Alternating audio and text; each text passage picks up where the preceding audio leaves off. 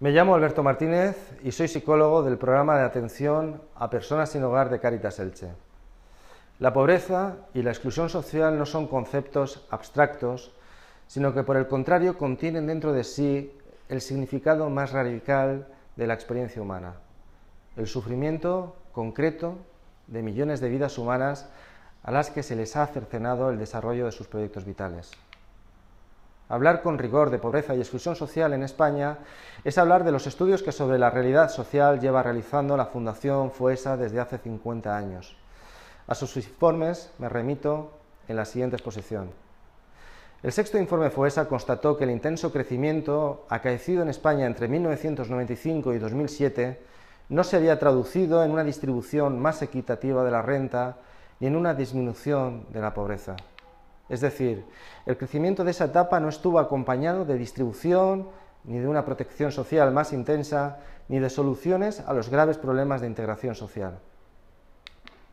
El diagnóstico realizado por FOESA destacaba especialmente la relación de la pobreza y la exclusión tanto con la precariedad en el empleo como con la fragilidad de los sistemas de protección de los derechos sociales.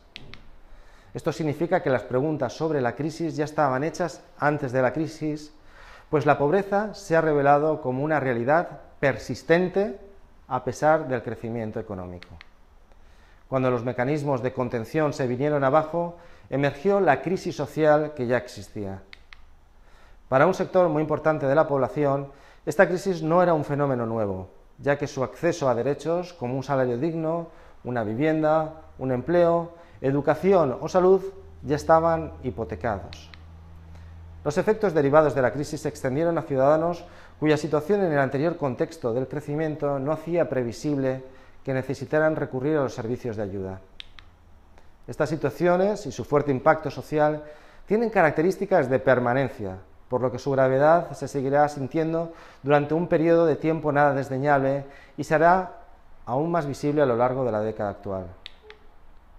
La recuperación económica no generará efectos automáticos en la superación de este tipo de situaciones. Es necesario afrontar la lucha contra la pobreza y la exclusión como un reto estructural, algo que ya venía siendo exigido por la crisis social anterior a la crisis económica. La desigualdad, por tanto, se ha instalado en nuestra estructura social. Desde el año 2007, la tendencia ha sido de profundo deterioro de la capacidad adquisitiva de los hogares españoles, acentuándose este proceso además desde 2010, primer año en el que se acometieron medidas drásticas de recortes. La renta media de la población española es inferior a la que había en el año 2000. El crecimiento de los salarios, cada vez más moderado y por debajo del 1% en 2013, ha sido inferior al de los precios desde 2011. Se han agudizado las diferencias de renta entre los hogares. Dado que los indicadores de desigualdad son muy estables en el tiempo, resulta preocupante el aumento de la desigualdad que ha crecido más del 30% desde 2007. En el 2013 se alcanzó el nivel de máximo histórico de tasa de paro, un 27,2%, y durante este año se continuó el proceso de destrucción de empleo con una pérdida de cerca de 200.000 puestos de trabajo. El 92,3% de los contratos registrados durante 2013 son de carácter temporal. La situación general es, por tanto, muy negativa en términos de los resultados del mercado de trabajo, con menos empleo, más paro, con el poco empleo que se crea mayoritariamente de carácter temporal, salarios más bajos y además repartidos más desigualmente. Cabe subrayar que el desempleo juvenil es superior al 50%. Las formas más severas de pobreza son las que más han aumentado, alcanzando un valor máximo en las últimas décadas, del 3,8% en el 2004 al 7% en el 2012. Las llamadas políticas de austeridad no son neutrales en términos distributivos y elevan los niveles de sufrimiento social, aumentando el desempleo, el crecimiento de la desigualdad y la caída de las rentas. Se puede constatar en los últimos años una progresiva disminución de la intensidad protectora del sistema de protección social.